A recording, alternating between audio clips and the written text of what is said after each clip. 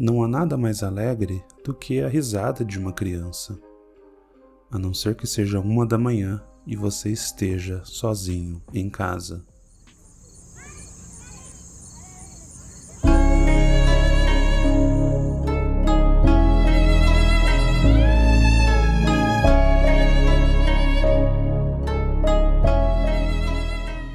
Do que você tem medo? Seja bem-vindo a mais um episódio do Não Sei Filosofia. Hoje vamos falar sobre medo e por que temos esse sentimento. Para isso, eu escolhi alguns mini-contos de terror que eu vou narrar durante esse episódio. No final do episódio, eu vou narrar um pequeno conto meu que é inédito. Antes de tudo, por que sentimos medo?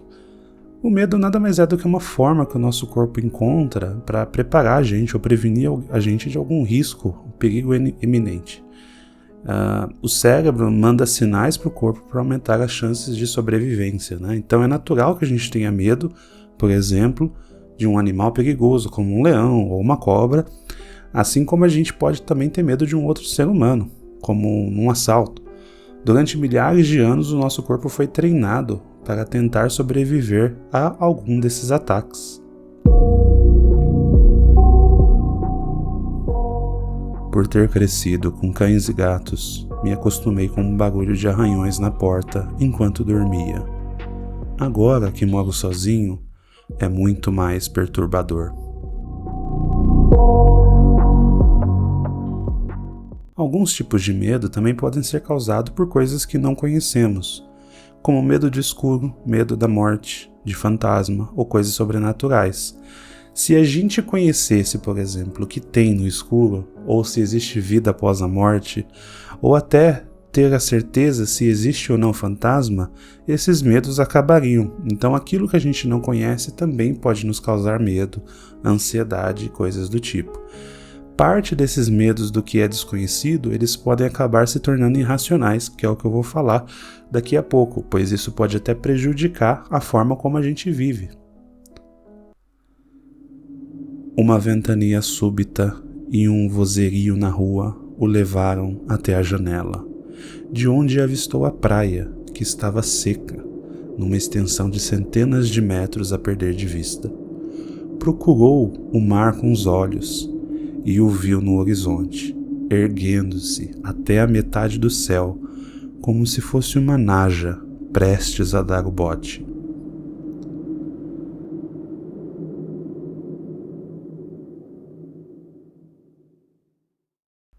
Mas então o que são os medos racionais e irracionais? A gente pode dizer que os medos racionais são aqueles mais naturais, que te protegem. Um exemplo, você está perdido numa floresta, com fome, e você vê, alguns cogumelos, por exemplo. E você não sabe se eles são comestíveis ou não, ou se eles podem ser venenosos. Mesmo você tendo fome, o seu instinto de sobrevivência diz que é melhor não provar, pois pode ser que algum daqueles sejam venenosos. Logo, o seu instinto ele te protege para que você, mesmo estando com fome, não de repente coma um daquele que pode ser venenoso e pode gerar algo pior. Brincando no parque, a garotinha foi seguida por um homem mal encarado. Assustada, pediu carona de um carro com uma moça. Respirou aliviada. Mas a motorista parou o carro de repente, naquela esquina, e o homem entrou no banco traseiro.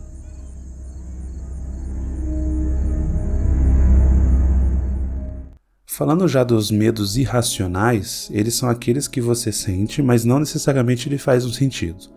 E ele pode atrapalhar o seu dia a dia. A gente pode, inclusive, incluir eles aqui como algumas das fobias, né?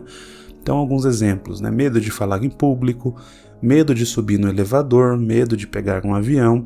Por mais que, tecnicamente, você possa ter um medo, por exemplo, no caso do elevador cair, ou de um avião, do avião cair, a gente sabe que esse tipo de ferramenta, ela é muito segura, comparado, por exemplo, a andar de carro. Então, tem muita gente que não tem medo de dirigir um carro, mas tem medo de entrar no avião, sendo que, racionalmente falando, é muito mais perigoso dirigir um carro, considerando o nível no Brasil, por exemplo, o nível de acidentes que a gente tem, comparado a um avião, uma queda de avião. apesar da queda de avião ser muito mais emocional da forma que ela acontece, e ela pode causar um impacto muito maior no nosso emocional, gerando esse medo, que ele pode ser considerado como irracional. Porém, os medos irracionais, eles não param por aí, eles podem chegar a questões mais complexas, como ansiedade, síndromes do pânico, aquelas pessoas que elas começam a ter medo, por exemplo, de sair à rua, de frequentar lugares e de ter contato com outras pessoas. E isso pode até causar algum tipo de sintoma nela, como tem gente que fica ansiosa, acaba tendo palpitação, dor no peito, suando, outras pessoas chegam realmente a passar mal, e isso pode até causar algum tipo de dano físico a essa pessoa. Quando o medo ele começa a ir nesse sentido, é importante que você busque alguma ajuda especializada, pois ele está além daquele limite que é só de preservar a vida, e ele está começando a atrapalhar a sua forma de viver. Vi alguém passar rapidamente pela janela do meu quarto. Estava escuro. Foi quando me lembrei que morava no 13º andar. Se o medo pode causar tanta ansiedade e irracionalidade, por que livros, filmes e outras temáticas relacionadas a terror fazem tanto sucesso? Bom, uma pesquisa da Universidade de Aarhus, da Dinamarca, ela estudou isso, e os cientistas criaram um termo até para designar esse tipo de medo, que seria o que eles chamam de medo recreativo. A ideia por trás do medo recreativo é que no mundo animal, e aí já trazendo também para as pessoas, né, para o ser humano, que o ser humano de alguma forma ele brinque com esse medo, seja no seu desenvolvimento desde criança e também enquanto adulto, para poder desenvolver e testar os seus limites. Então, por exemplo, quando você faz aquela brincadeira de esconde-esconde, né? Quando você é criança, pega-pega, ou mesmo a criança que gosta de levar e de dar susto nos outros, né? Algumas não gostam tanto de levar sustos, obviamente, mas isso seria uma forma de você de alguma forma, instintivamente se preparar para aquilo. Então, quando você brinca de esconde-esconde, você está exercitando a sua capacidade de se esconder de, eventualmente, um perigo, ou até de procurar algo que você precisa. Pega-pega, tanto pode estar relacionado a fugir de um perigo, quanto a perseguir alguém. Então, tudo isso são instintos primitivos do ser humano que a gente carrega até hoje. Então, essas atividades acabam tendo essa função recreativa e também de desenvolvimento de habilidade e teste de limite. Então é possível dizer que quando você também assiste um filme, ou lê um livro, ou vê alguma coisa relacionada a terror, isso você de certa forma está brincando com esse comportamento. Então você está testando os seus limites para entretenimento. Dentro dessa pesquisa, eles também observaram que quando as pessoas estão em situações em que elas podem controlar o medo, então, por exemplo, está assistindo um filme, jogando um jogo de terror ou lendo algo, ela tende a equilibrar aquilo. Então ela vai buscar algo que não seja tão entediante, ou seja, que passe pouco medo, mas também que não seja tão extremo, a ponto dela perder, vamos dizer assim, o controle, e que isso pode acabar gerando sensações de prazer. E é óbvio que isso vai ser de pessoa para pessoa. Tem pessoas que vão gostar mais e pessoas que vão gostar menos. Então, sim, é possível dizer que algumas pessoas sentem prazer ao passar medo. Então, ela é uma questão evolutiva que pode variar de pessoa para pessoa. Então, é explicado, sim, que existam aí diversos gêneros. Então, se você, por exemplo, da geração nova que gosta muito de jogar jogos de terror, você tem inúmeros vídeos na internet com milhões de acessos. Ou mesmo os clássicos filmes e até livros que tiveram vendas aí enormes, mesmo tendo a categoria de medo, terror, suspense como sua principal fonte de entretenimento. E você? Você gosta de terror? Qual gênero que você mais gosta? Responde na enquete abaixo. Agora a gente vai para o último conto de terror que eu vou ler, que é o meu conto. Mas antes, não se esqueça de se inscrever no nosso canal, seguir a gente no Spotify, compartilhar com seus amigos. Coloque no comentário o que você mais gosta, se você tem alguma história de terror que você acha interessante, e também o que você achou do episódio. Vamos então ao meu conto.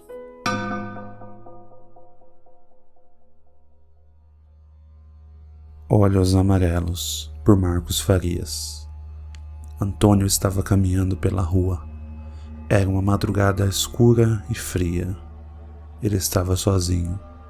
Por um instante, parou e olhou para trás. Sentiu como se alguém lhe seguisse, mas não viu nada. Olhou para o lado e se assustou. Olhos amarelos o observavam.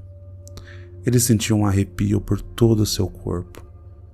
Era um gato preto, que o fitava com os olhos em cima do telhado. Antônio respirou aliviado, mas decidiu andar mais depressa. Sua cabeça estava confusa.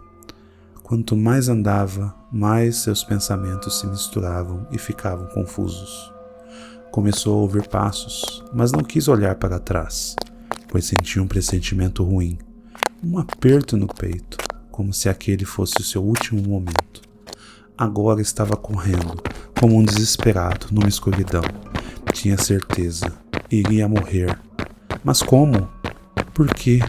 Nada disso fazia sentido. Um barulho começa então a surgir e vai aumentando, como se fosse um sinal de alerta, e ele corre mais e mais, mas aquilo era ensurdecedor. De repente, um pulo alto, como se estivesse caindo. Antônio acorda em sua cama. Era apenas um pesadelo. Estava suado e ofegante. Como pode ser tão real e tão surreal ao mesmo tempo? Ele pensou. Desligou o despertador que se confundia com a sirene do seu sonho.